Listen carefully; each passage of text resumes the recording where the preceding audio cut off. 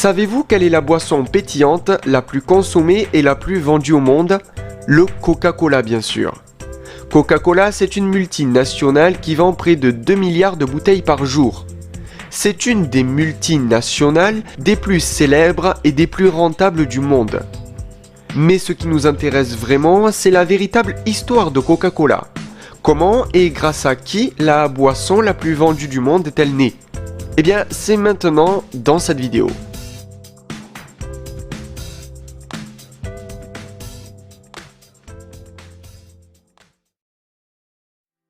Ok, tout d'abord, il faut savoir que le Coca-Cola fut inventé par un certain John Pemberton, dans les années 1800 en Géorgie à Atlanta.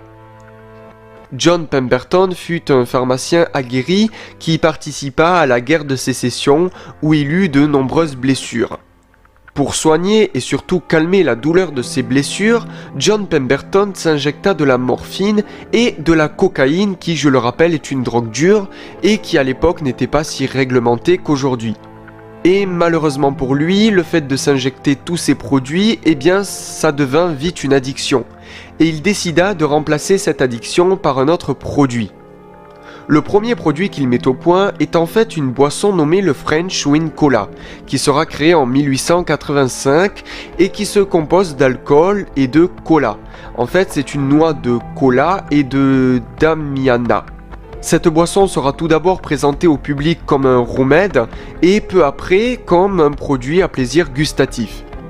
Cependant, toujours en 1885, un référendum sur la question de l'interdiction de l'alcool est créé par le maire d'Atlanta, où vit John Pemberton. Et la ville entame alors une période d'interdiction de vente d'alcool sur 2 ans. John Pemberton n'a alors d'autre choix que de refaire sa boisson qui est à base d'alcool, mais cette fois-ci sans alcool. Pemberton va alors garder le coca qui est son ingrédient principal et c'est ainsi que le 8 mai 1986, Pemberton met en vente sa boisson à base de sirop de cola dilué avec de l'eau gazeuse. Et le succès de la boisson couleur caramel est immédiat à Atlanta.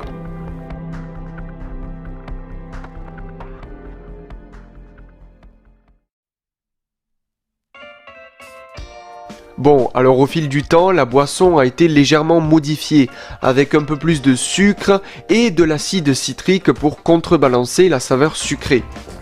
Et peu après tout ça, un certain Frank Robinson qui travaillait avec Pemberton sur le projet Coca-Cola lance le fameux nom, du coup Coca-Cola et le design du logo qu'on retrouve sur toutes les bouteilles Coca d'aujourd'hui, encore. En 1899, après le rachat de l'affaire par Asa Candler et après la mort de John Pemberton, le fondateur de Coca, eh bien, ce fameux Asa Candler devient le seul détenteur de la formule de Coca-Cola. Et c'est ainsi qu'une nouvelle société est née, la Coca-Cola Bottling Company, qui permet de développer enfin un système d'embouteillage indépendant, passant par des petites bouteilles en verre jusqu'à nos fameuses canettes en aluminium et bouteilles en plastique. Enfin, en 1933, la boisson est enfin importée en France, mais elle devra attendre la fin de la Seconde Guerre mondiale pour être connue de tous les Français, car je le rappelle, la boisson a été importée d'Amérique.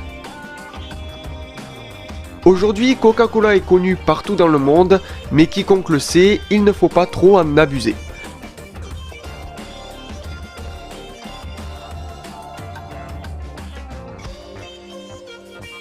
Voilà, c'est déjà la fin de cette vidéo.